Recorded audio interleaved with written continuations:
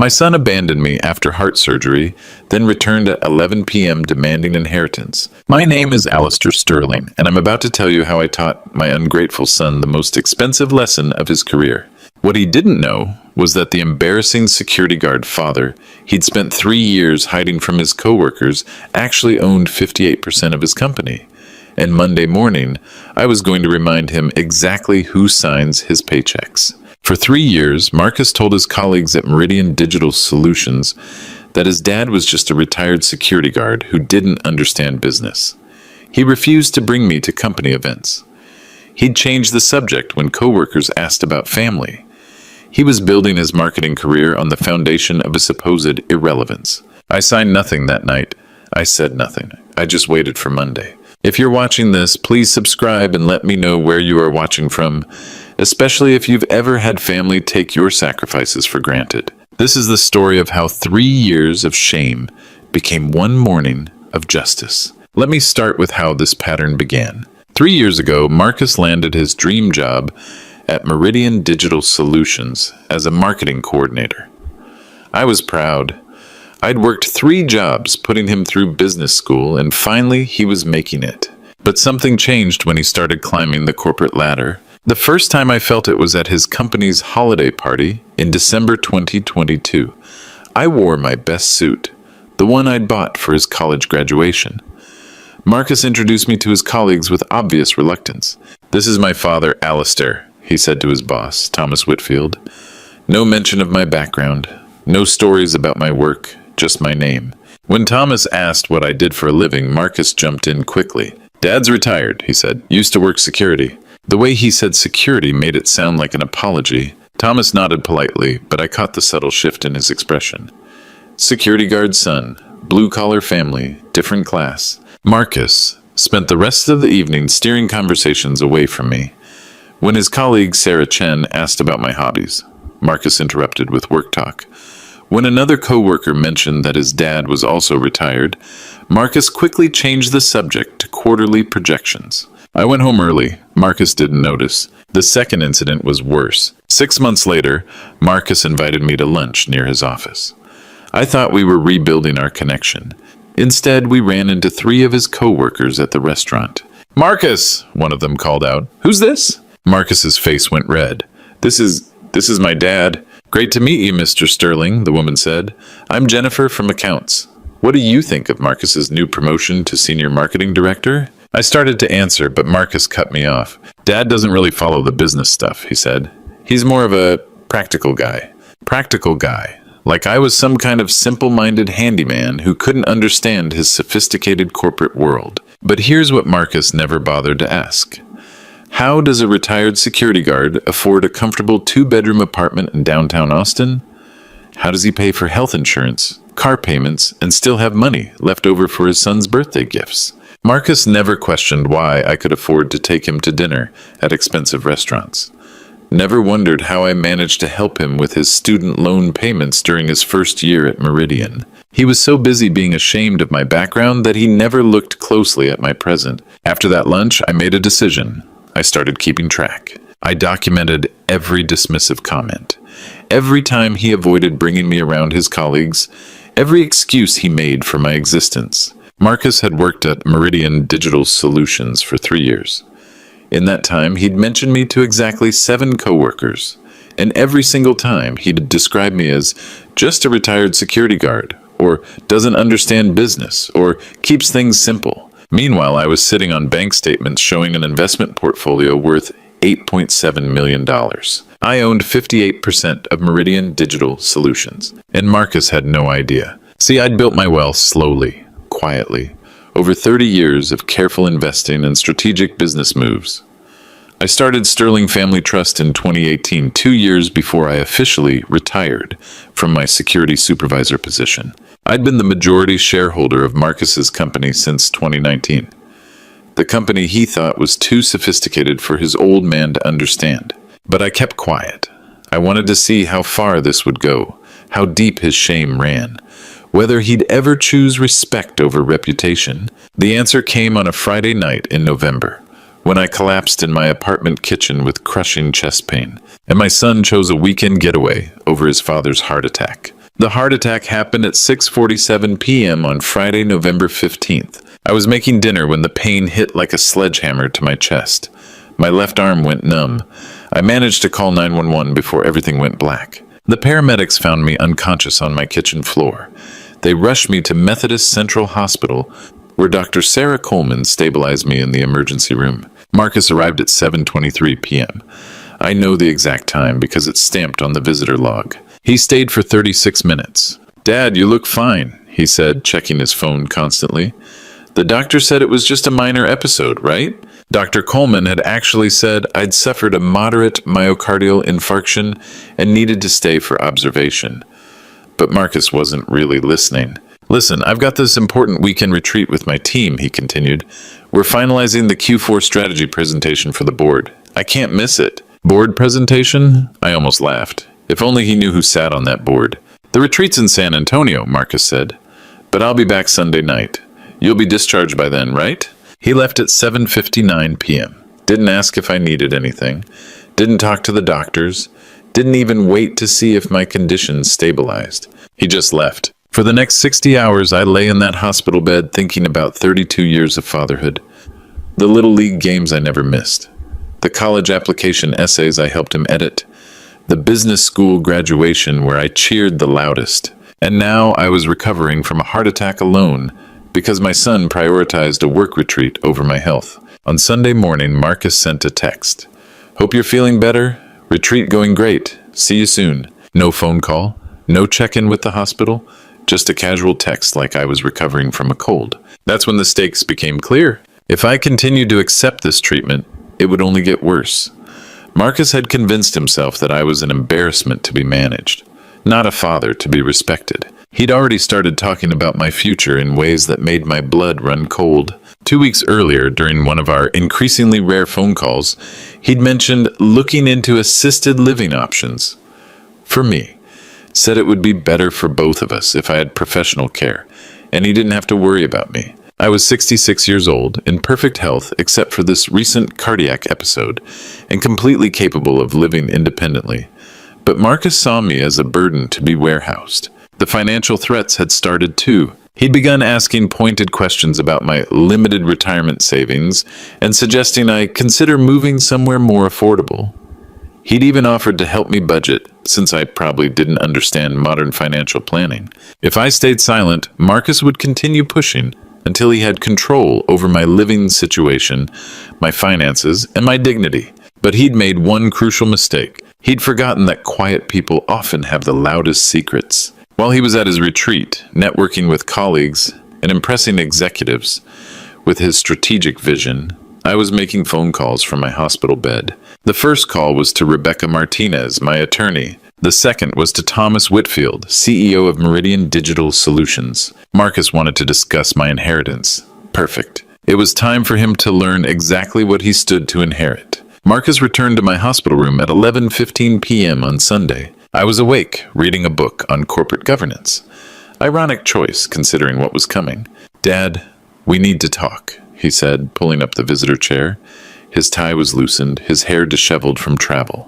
He looked tired but determined. "How was your retreat?" I asked calmly. "Great, really productive, but that's not why I'm here." He reached into his briefcase and pulled out a thick manila folder.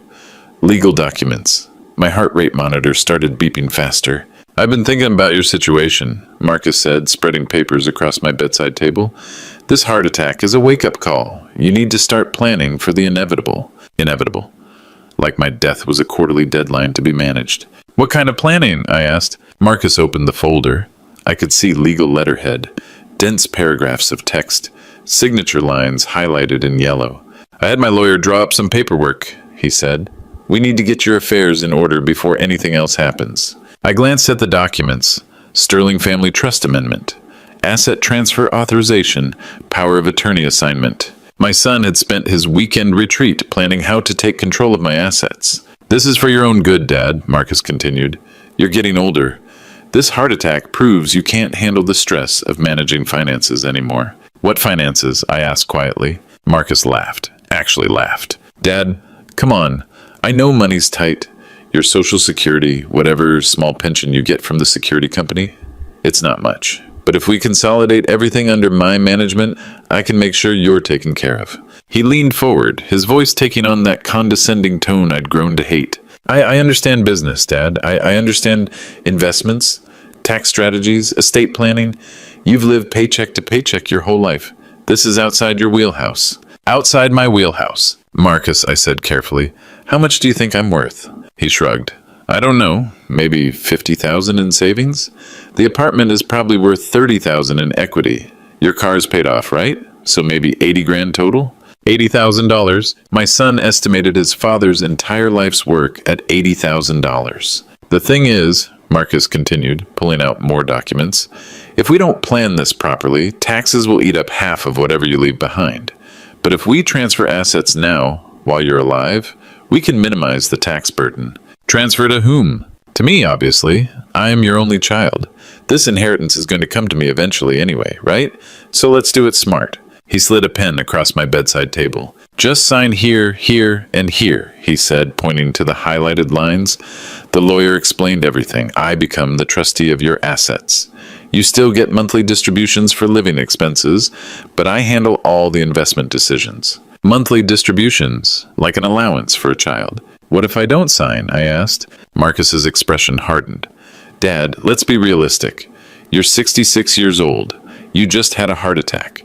You're living alone in an apartment you can barely afford. What happens when you have another episode, and I'm not around to help? You weren't around for this one? That's exactly my point, he snapped. I can't drop everything every time you have a medical emergency, but if your finances are properly managed, you can afford professional care when you need it. Professional care. He meant paid strangers instead of family support. I've already researched some excellent assisted living facilities, Marcus continued. With proper financial planning, you could afford a nice place. Clean, safe, medical staff, on-site 24/7. You want to put me in a nursing home. I want to put you somewhere appropriate for your needs, he said firmly. Somewhere you'll be safe. Somewhere I won't have to worry about you.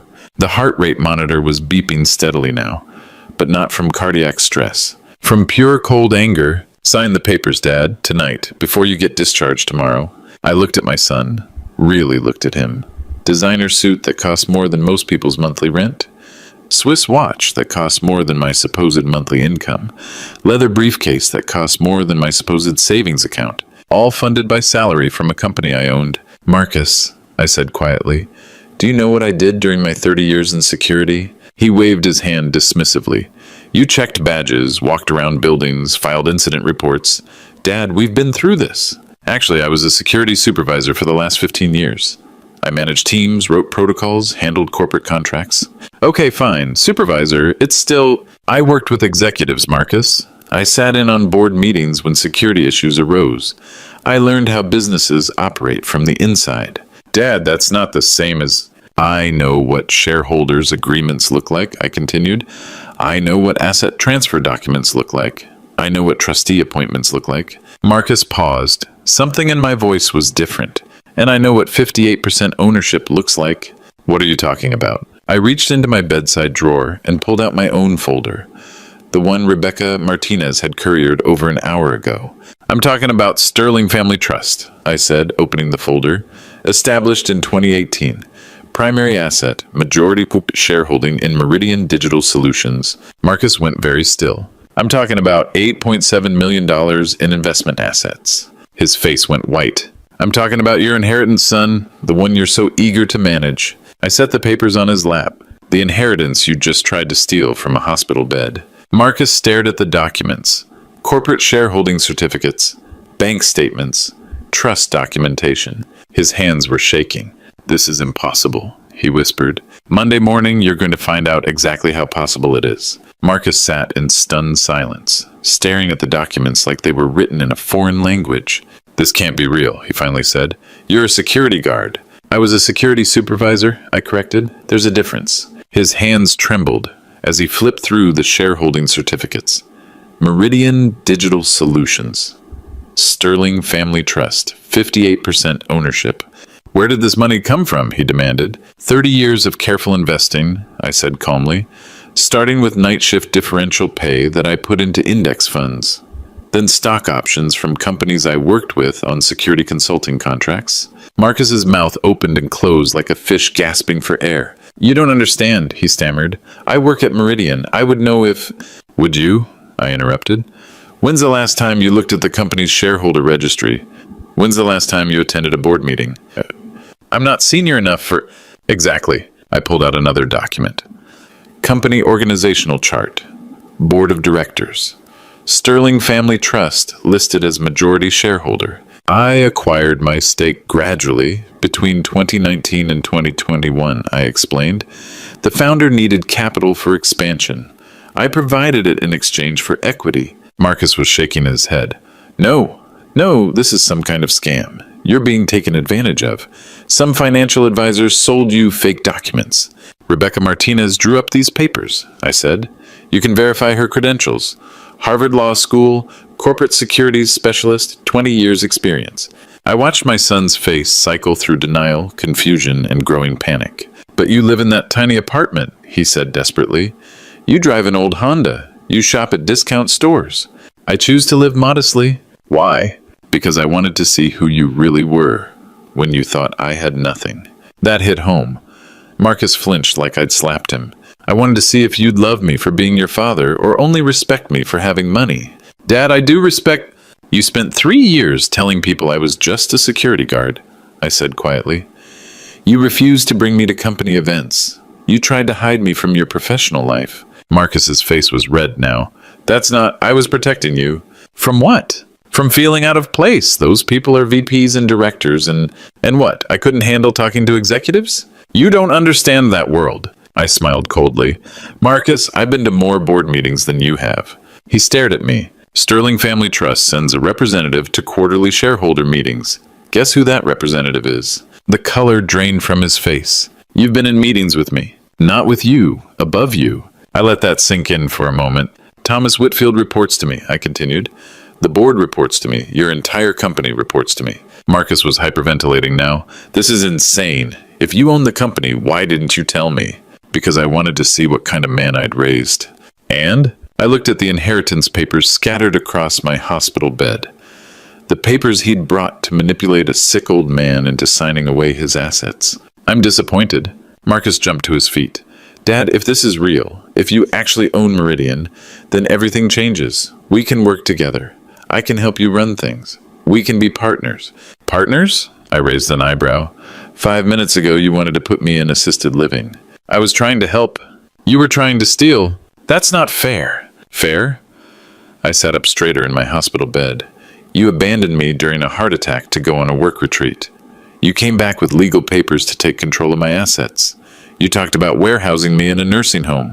Marcus was pacing now, running his hands through his hair. And now that you know I have money, suddenly you want to be partners. It's not about the money. Everything you've done for 3 years has been about money, Marcus. About status. About being ashamed of where you came from. I closed the folder. Monday morning is going to be very educational for you. What happens Monday morning? I smiled. You'll find out. Monday morning started like any other day at Meridian Digital Solutions. Marcus arrived at 8:15 a.m., still shaken from our hospital conversation, but trying to maintain his professional composure. He'd barely slept, spending the night researching Sterling Family Trust and finding traces of legitimacy that made his stomach turn. But he was clinging to hope that somehow this was all a misunderstanding. I know this because I was watching, not from the office. I was still officially recovering at home, but Meridian's security system includes cameras throughout the building. Cameras I'd helped design during the initial installation. Marcus went straight to his desk in the marketing department. Open floor plan, glass walls, everyone visible to everyone. He pulled up his computer and immediately started searching internal company databases. His face went pale when he found the shareholder registry. Sterling Family Trust, 58% ownership. Authorized Representative Alistair Sterling. That's when Jennifer Walsh from accounting walked over to his cubicle. Marcus, you okay? She asked. You look like you've seen a ghost. Marcus quickly closed the browser window. I'm fine, just tired. How's your father doing? I heard he was in the hospital. This was Marcus's chance. His opportunity to show some humanity, some concern for his father's health. Instead, he waved dismissively. He's fine, Marcus said. It was nothing serious. You know how old people are. They panic over every little thing. Jennifer looked surprised. I thought you said it was a heart attack. Minor episode, Marcus corrected. The doctor said he probably just had indigestion or something. He's always been dramatic about medical stuff. 3 coworkers had gathered around now. Sarah Chen from digital marketing, Mike Rodriguez from sales, and David Park from project management. That's rough, Sarah said. My grandmother had a heart scare last year. Really puts things in perspective. Not really, Marcus said. My dad's fine. He just needs to stop eating so much fast food and maybe get some exercise. The group exchanged glances. Marcus was talking about his father's heart attack like it was a minor inconvenience. Is he going to need help recovering? Mike asked. My dad needed assistance for weeks after his cardiac episode. Marcus laughed. Actually laughed. My dad's tougher than he looks, he said. Besides, he's got too much time on his hands anyway. This will give him something to do. Something to do, David repeated. You know, focus on his health instead of bothering me about family dinners and company events. The group went quiet. He wants to come to company events? Jennifer asked. Marcus's face reddened. He's got this weird idea that he belongs at corporate functions. I keep trying to explain that it's not really his scene, you know? He's a retired security guard. He doesn't understand the business world. But he's your father, Sarah said softly. Yeah, and I love him, but love doesn't mean I have to parade him around the office, Marcus snapped. Some of us have professional reputations to maintain. The silence that followed was deafening. That's when Thomas Whitfield appeared at the edge of the group. Marcus, Thomas said, his voice carefully neutral. Could I see you in conference room A? Marcus's stomach dropped. The CEO never called individual employees to private meetings unless something was seriously wrong. Of course, Marcus said, trying to sound confident. What's this about? Thomas didn't answer. He just walked toward the conference room. Marcus followed, aware that the entire marketing department was watching. Conference room A was the big glass-walled room in the center of the office. The fishbowl, employees called it, because everyone could see inside. Thomas closed the door and gestured for Marcus to sit. Marcus, I need to ask you about your father. Marcus's heart started racing. What about him? You just told your colleagues that he's a retired security guard who doesn't understand business. That's accurate, Marcus said carefully. Thomas pulled out a folder. Is it? He opened the folder and spread documents across the conference table. Corporate filings, shareholder agreements, board appointment letters. Because according to these documents, your father's Alistair Sterling, majority shareholder of this company, chairman of our board of directors. Marcus felt like the floor had disappeared beneath him. Your father owns 58% of Meridian Digital Solutions, Thomas continued. He's been my boss for the past 4 years. Through the glass walls, Marcus could see his co-workers watching the meeting with growing interest. Jennifer had her phone out, probably texting the gossip to other departments. This has to be a mistake, Marcus whispered. No mistake, Thomas said. I've been in regular contact with Mr. Sterling since 2019. He's been involved in every major strategic decision this company has made. But he never said anything. He wanted to see what kind of employee you were without family influence, Thomas explained. He specifically asked me not to give you any special treatment because of your relationship. Marcus was hyperventilating. So you knew this whole time? You knew? I've known since the day you applied for the job. And you hired me anyway? I hired you based on your qualifications. Your father insisted on that. Marcus slumped in his chair. Through the glass walls, he could see more employees gathering, sensing drama in the air. The thing is, Marcus, Thomas continued, your father's been very patient. But this morning, he called me personally. What did he say? Thomas leaned back. He told me about your conversation in his hospital room, about how you tried to manipulate him into signing over his assets while he was recovering from a heart attack. Marcus's face went white. He also told me about your pattern of publicly dismissing him, hiding him from company events and expressing embarrassment about his background. I never meant the background, Thomas interrupted, of the man who owns this company. Silence. Marcus, your father has called an emergency all-hands meeting for 9 a.m. Marcus looked at the clock on the wall, 8:57. He's going to address the entire company about respect, family values, and corporate accountability. Thomas, please! He's also going to announce some changes to the management structure. Marcus's voice was barely a whisper. What kind of changes? Thomas stood up. The kind that affect people who show poor judgment in their personal relationships. Through the glass walls, Marcus could see employees filing into the main conference room. All of them, marketing, sales, accounting, IT, operations, 240 people. His colleagues, his friends, his professional network, all about to witness his public humiliation. Time to go, Marcus. The all-hands meeting was scheduled for 9 a.m. sharp. I arrived at 8:55, using my key card to enter through the executive parking garage. Most employees had never seen me in the building. To them, I was just another anonymous visitor walking through the lobby. But Thomas Whitfield was waiting for me at the elevator. "Mr. Sterling," he said formally, "but the conference room is ready." "Thank you, Thomas. How are you handling this?" "Honestly, I've been dreading this conversation for 3 years." We rode the elevator to the 12th floor in silence. Through the glass walls, I could see the main conference room packed with employees. Marketing on the left, sales on the right, operations in the back. Exactly 243 people, according to HR. Marcus was sitting in the front row, his face pale as paper. His colleagues kept glancing at him with mixtures of curiosity and concern. Thomas escorted me to a small office adjacent to the conference room. "Would you like me to introduce you?" he asked. "No," I said. "I'll handle the introductions myself." At exactly 9 a.m., I walked into the conference room. The conversation stopped immediately. 243 employees turned to look at the elderly man in the simple navy suit and white shirt. I could hear whispered questions rippling through the crowd. "Who is that? Is that a consultant? Why does Marcus look like he's going to throw up?" I walked to the front of the room and stood beside the projection screen. "Good morning," I said calmly.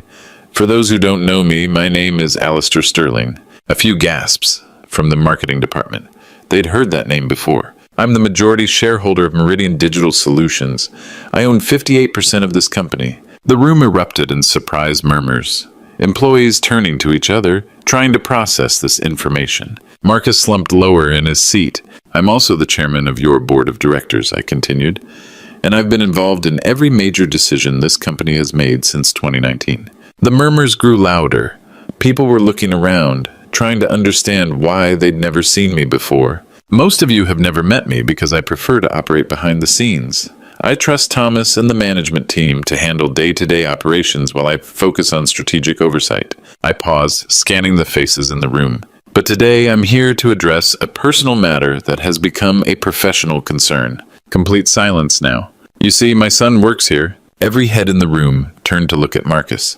He was staring at his hands, unable to make eye contact with anyone. "Marcus Sterling, Senior Marketing Director, has been employed by this company for 3 years. Jennifer Walsh raised her hand tentatively. "Yes, Jennifer? Sir, you know my name?" I smiled. "I know all of your names. I read every performance review, every promotion recommendation, every disciplinary report. This is my company. These are my employees." The weight of that statement settled over the room. "Jennifer, you've done excellent work on the client retention project. Sarah, your digital marketing campaigns increased our lead generation by 37% last quarter." Their faces showed amazement that I knew their contributions in detail. "Mike, your sales numbers have been consistently above target for 18 months. David, your project management improvements saved us over $200,000 in operational costs." I let that sink in. I know this company intimately because I care about this company. I care about its success, its employees, and its future. I turned to look directly at Marcus, which is why I'm disappointed to learn that one of our employees has spent 3 years actively hiding his relationship to management. Marcus was trembling now. This employee told colleagues that his father was just a retired security guard who didn't understand business. Gasps around the room, pieces clicking into place. He refused to bring his father to company events because it would be embarrassing to his professional reputation.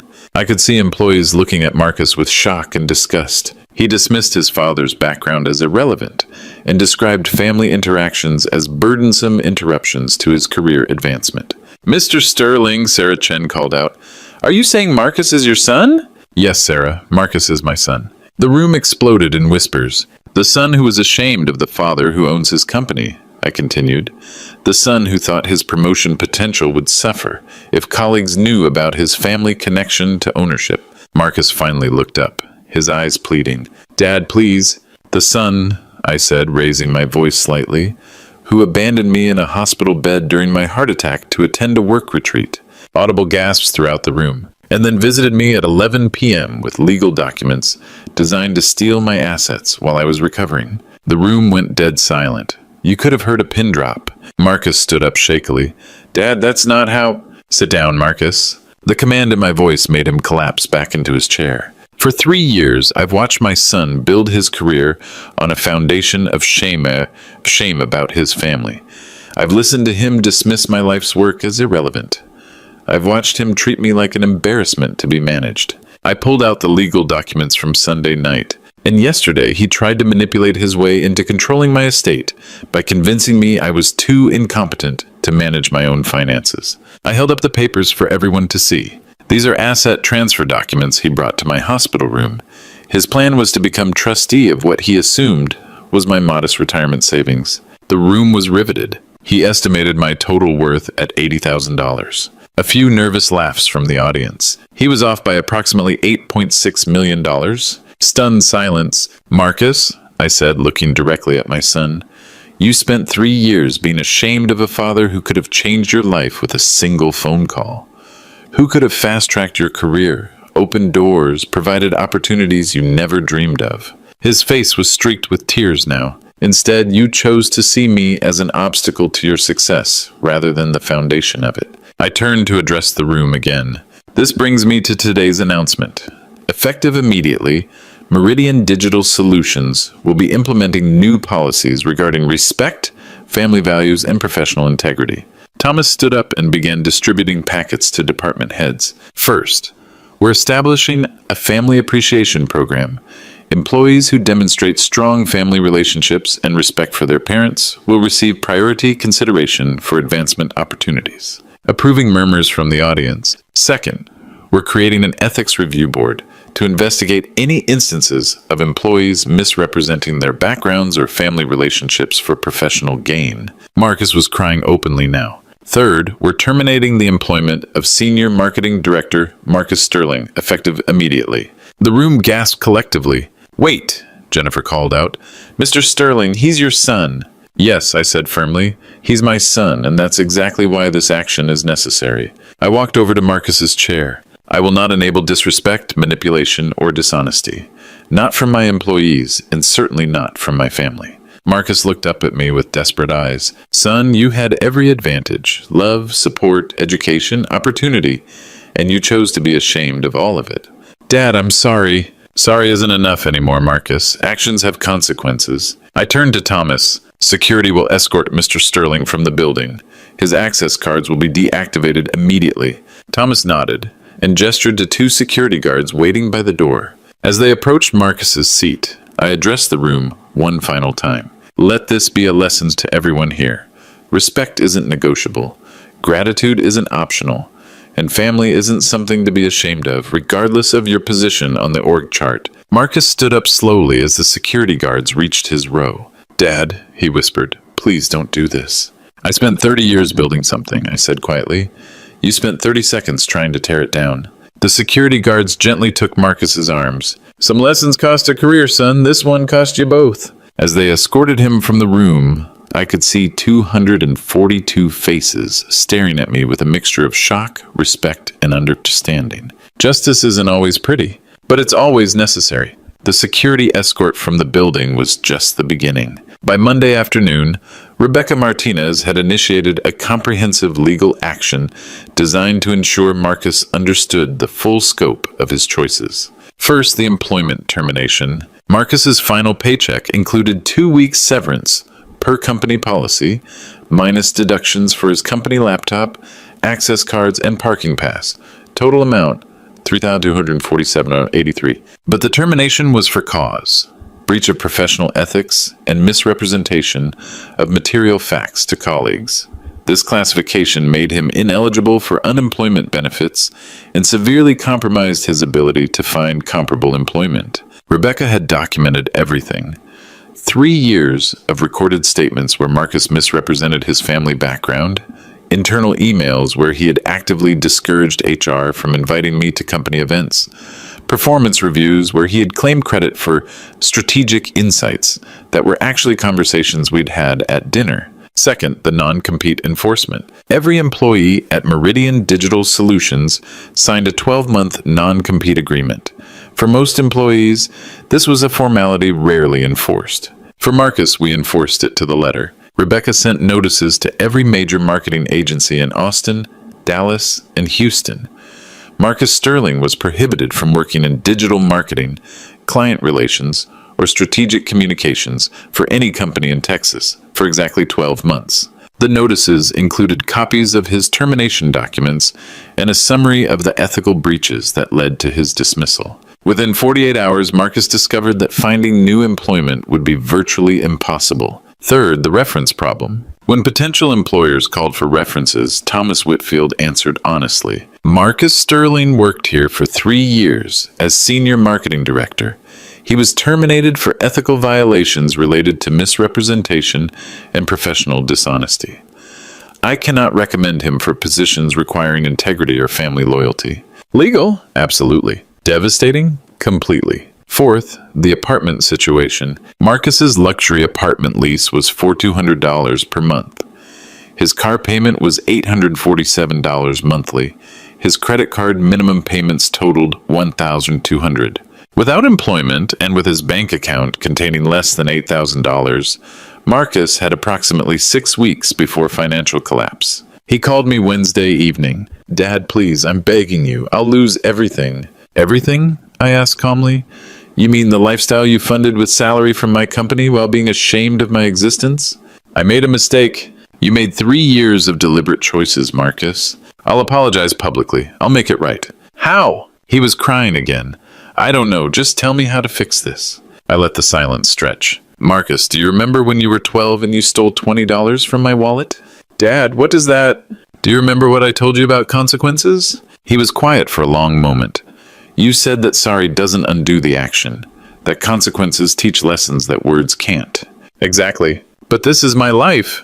"This is your life," I agreed.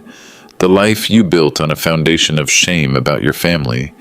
The life you tried to secure by stealing from your father in a hospital bed."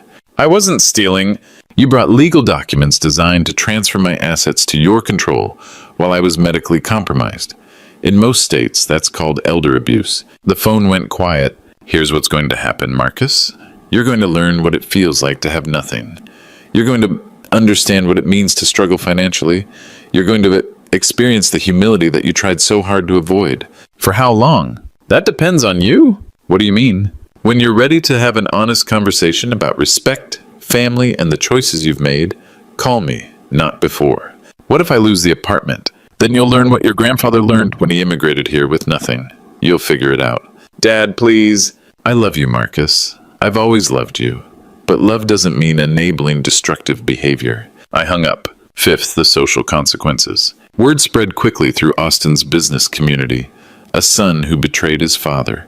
A marketing director who was ashamed of the family that made his success possible. Professional networks that had once been eager to connect with Marcus Sterling, rising star, wanted nothing to do with Marcus Sterling, disgraced former employee. The company retreat colleagues, who had once admired his strategic thinking, now saw him as an entitled opportunist who'd manipulated his father's generosity. Jennifer Walsh, who had always been friendly, blocked his number after he called asking for help finding new employment. Sarah Chen posted a LinkedIn update about the importance of family loyalty in professional relationships that was clearly directed at Marcus, though she didn't name him directly. Mike Rodriguez told people at industry networking events that Marcus was someone who couldn't be trusted with family relationships, so how could you trust him with business relationships? Within 3 weeks, Marcus was professionally radioactive in Austin. Sixth, the financial education. By the end of month 1,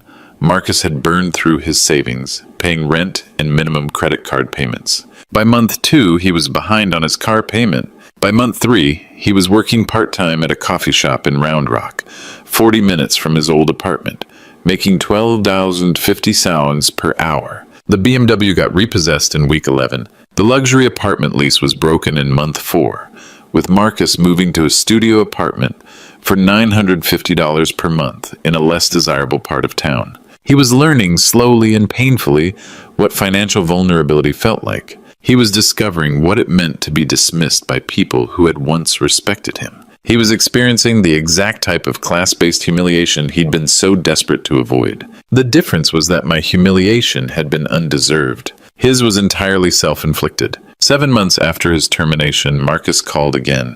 Dad, I think I understand now. Understand what? Why you did this. Why it was necessary. Tell me. I was everything I hated about entitled rich kids. I was ungrateful, ashamed of my roots, and willing to manipulate family for money. And I needed to lose everything to remember who I really am. For the first time in 8 months, I smiled while talking to my son. Marcus, are you ready to have that honest conversation? Yes, sir, I am.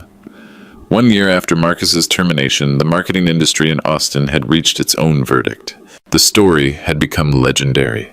Whispered in conference rooms, shared at networking events, and used as a cautionary tale in business school ethics classes. The Sterling case, they called it. The son who tried to steal from the father who owned his company. Marcus's professional reputation was beyond repair, but the story had triggered something larger. An industry-wide conversation about respect, family values, and the toxic culture of shame-based success. Rebecca Martinez had documented the ripple effects in a comprehensive report for my review. Professional consequences. 12 marketing agencies in Texas had implemented new ethics policies directly inspired by Marcus's case. They now required disclosure of family relationships and explicitly prohibited employees from misrepresenting their backgrounds to colleagues. The Austin Business Journal had published a feature article titled, "When Ambition Corrupts Family Bonds: Lessons from the Sterling Scandal."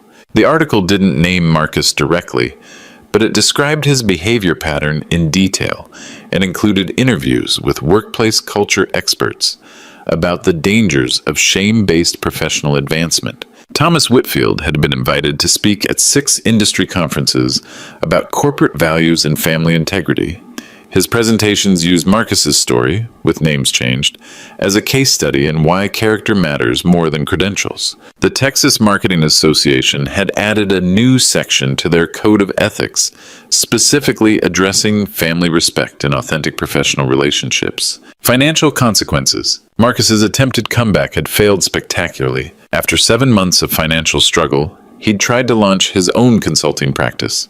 Sterling Marketing Solutions, he called it, apparently not understanding the irony. His first potential client had Googled his name and found references to his termination from Meridian Digital.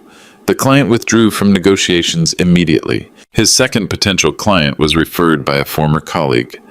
That referral was withdrawn when the colleague learned about Marcus's treatment of his family. His third attempt involved applying for a junior position at a small firm in San Antonio. The hiring manager called Thomas Whitfield for a reference and received an honest assessment of Marcus's character failures. No job offer. By month 10, Marcus was working full-time at the coffee shop, managing the morning shift and making $34,000 annually, a fraction of his former $95,000 marketing director salary. His credit score had dropped 200 points. His savings were depleted.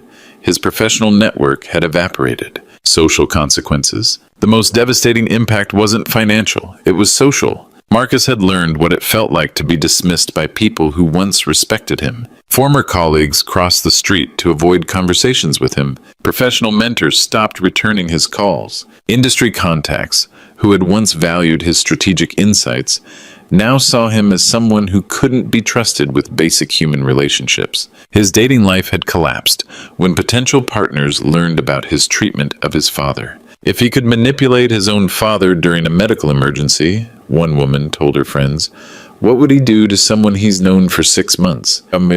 Marcus found himself socially isolated in a way he'd never experienced. Personal consequences. The most important change was internal. Marcus's forced poverty had stripped away his ability to maintain the image-conscious lifestyle that had driven his shame about my background. When you're making $12.50 per hour, you stop caring about what luxury car your father drives. When you're living in a studio apartment with no air conditioning, you stop judging other people's modest living situations. When you're counting quarters to buy groceries, you develop respect for anyone who manages to build wealth through hard work. Marcus had called me every month since our last conversation, updating me on his progress toward understanding. Month 8. I realize now that I was embarrassed by the wrong things. Month 9. I understand why you hid your wealth. You wanted to know if I loved you or just your money. Month 10. I failed the test completely. Month 11. I'm grateful you stopped me before I became a complete monster. Month 12. I want to earn back your respect, but I don't know how. Industry respect for Alistair. Meanwhile, my reputation in the Austin business community had reached new heights. The Austin Chronicle had named me Executive of the Year for demonstrating that family values and business success weren't mutually exclusive. 3 local charities had asked me to join their boards specifically because of my commitment to accountability over nepotism. The University of Texas Business School had invited me to be a guest lecturer on ethical leadership in family business situations. Young professionals throughout the city approached me at events, sharing their own stories about balancing career ambitions with family respect. My story had become an inspiration rather than a scandal. Marcus's redemption attempts. In month 13, Marcus made his most significant gesture. He used his savings from the coffee shop job, $2,847, to place a full-page ad in the Austin Business Journal. The headline read, "A Public Apology from Marcus Sterling." The text was simple. 13 months ago, I was terminated from Meridian Digital Solutions for ethical violations, specifically for spending 3 years being ashamed of my father and attempting to manipulate his trust during a medical emergency. My father, Alistair Sterling, is a man of integrity who built his success through decades of hard work and careful decision-making. He deserved respect, gratitude, and love. Instead, I gave him shame, manipulation, and betrayal. This public apology cannot undo my actions, but I want the business community to know that my father acted correctly in holding me accountable. His choice to prioritize principles over family favoritism demonstrates the kind of leadership our industry needs. I am working to become worthy of his respect again. That process may take years, and he owes me nothing, but Austin's business community should know that Alistair Sterling represents the best of family values, professional integrity, and moral courage. I am proud to be his son, even though my actions proved I didn't deserve that privilege. Marcus Sterling. The ad ran on a Wednesday morning. By Friday, it had been shared on social media 847 times. Industry leaders called it powerful, authentic, and the beginning of real accountability. Thomas Whitfield texted me. The boy might actually get it now. Rebecca Martinez emailed. This changes things. He's finally taking responsibility without expecting immediate forgiveness. But the most important response came from Dr. Sarah Coleman, the emergency physician who had witnessed Marcus abandon me during my heart attack. She wrote a letter to the editor praising Marcus's public accountability and noting that true character growth requires the humility to face consequences honestly. That Friday evening, Marcus called. "Dad, did you see the ad?" "I saw it." "What did you think?" "I think you spent $3,000 on something you could have said for free 13 months ago." He laughed. Actually laughed. The first genuine laugh I'd heard from him in over a year. "You're right, but I needed to say it publicly because I failed publicly. And I want you to know that I understand why you did what you did. You saved me from becoming someone irredeemable." "Marcus?" "Yes, sir?" "Are you ready to start over?" "I hope so, Dad. I really hope so." For the first time in 13 months, I felt proud of my son again. 18 months after the hospital confrontation, Marcus and I met for dinner at a small Italian restaurant in downtown Austin. Not the expensive steakhouse where I used to take him when he was embarrassed by my existence. Not the corporate dining room where he'd built his false image. Just a family-owned place with checkered tablecloths and honest food. Marcus arrived first. When I walked in, he stood up immediately. "Dad." "Son?" We hugged. Brief, tentative, but real. He looked different, thinner, worn by struggle, but somehow more solid, more genuine. "How's work?" I asked as we sat down. "Good, really good. I'm marketing coordinator at a nonprofit that helps veterans transition to civilian careers." "Salary?" $42,000 plus benefits, half of what he'd made at Meridian. He didn't seem bitter about it. "I like the mission," he continued, "helping people rebuild their lives after major transitions. It feels appropriate." I smiled. "Any regrets?" "About the job? No. About everything else?" He paused. "Every day." "Marcus, I need you to understand something." "What's that?" "I'm proud of who you've become. Not who you were, but who you're choosing to be now." His eyes filled with tears. "I want us to rebuild our relationship," I continued, "but with new rules." "I'm listening." Rule 1. Respect isn't negotiable. Not for me, not for anyone in your life. Agreed. Rule 2, family comes before career advancement. Always. Understood. Rule 3, honesty about who you are and where you come from. No shame, no apologies, no manipulation. Yes, sir? And Marcus? Yes? When you're ready, really ready, we'll talk about your future. But you earn your way back to success. No shortcuts, no family favoritism. He nodded. I wouldn't want it any other way. We ordered dinner and talked about baseball, his volunteer work, and my plans to expand the Veteran Transition Nonprofit's funding. Normal father-son conversation. For the first time in 4 years. As we left the restaurant, Marcus turned to me. Dad, thank you. For what? For loving me enough to let me fail. For refusing to enable my worst impulses. For teaching me that consequences are how we grow. That's what fathers do, son. I want to be that kind of father someday. You will be. We walked to our cars in comfortable silence. Respect earned, boundaries established, love restored. If you're watching this and you've got family taking your sacrifices for granted, remember, love without boundaries isn't love at all. It's just enabling someone to become their worst self. Don't let that happen. Set the boundaries. Enforce the consequences. Protect the relationship by protecting the respect. Share your own family boundary stories in the comments below. And remember, quiet power is still power. Use it wisely.